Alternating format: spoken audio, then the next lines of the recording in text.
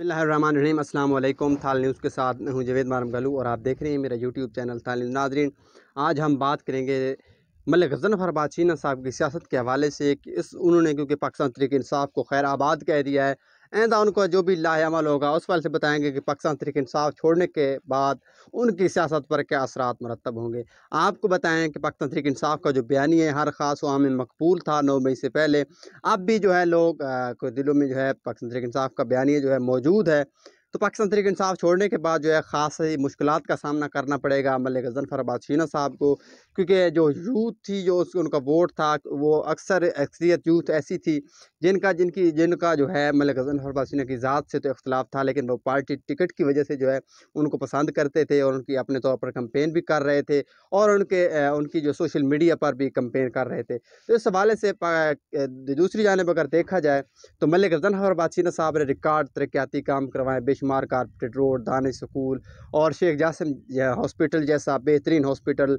थाल यूनिवर्सिटी और जो है थाल मेडिकल कॉलेज के लिए भी उनकी काविशें हैं और दीगर भी बहुत सारे ऐसे काम हैं जिनकी बुनियाद पर वो आइंदा इलेक्शन में उनके लिए फ़ायदेमंद साबित हो सकते हैं। लेकिन पाकिस्तान तहरीक इंसाफ को खैराबाद कहने का भी उनकी सियासत पर काफ़ी असर पड़ेगा, क्योंकि पहले जो पोजीशन थी उस वक्त जो है उनके मद्दे मुकाबिल उम्मीदवार सईद अकबर नवानी साहब की पोजीशन इतनी ज़्यादा नहीं थी, स्ट्रांग नहीं थी। तो अब जो है पाकिस्तान तहरीक इंसाफ को खैराबाद कहने के बाद जो है एक मुकाबले की जो फ़िज़ा है वो बन गई है और जो है एक आसानी से सीट जीत जाने वाला मामला जो है वो अब नहीं होगा और काफ़ी टफ टाइम देंगे सईद अकबर नवानी साहब, क्योंकि जो है उनके पास क्योंकि पाकिस्तान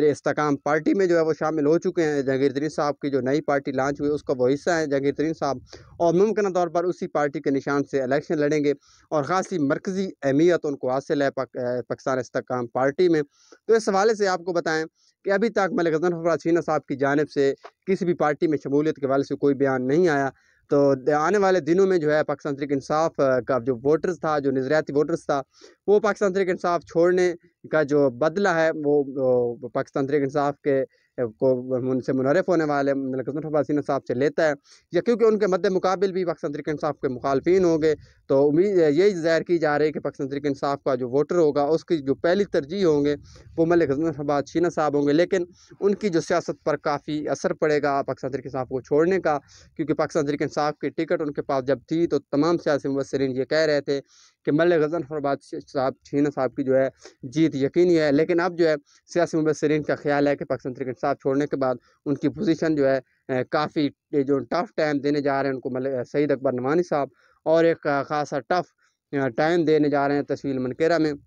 तो इस हवाले से आने वाले वक्त में क्या होगा ये तो वक्त ही बताएगा। मेरे पास अब तक की जो मालूमात और मेरा तजिया था आपको बताया, उम्मीद है आपको पसंद आया होगा। मज़ीद ऐसी वीडियोज़ देखने के लिए मेरा यूट्यूब चैनल थाल न्यूज़ सब्सक्राइब कर लें ताकि मेरी हर आने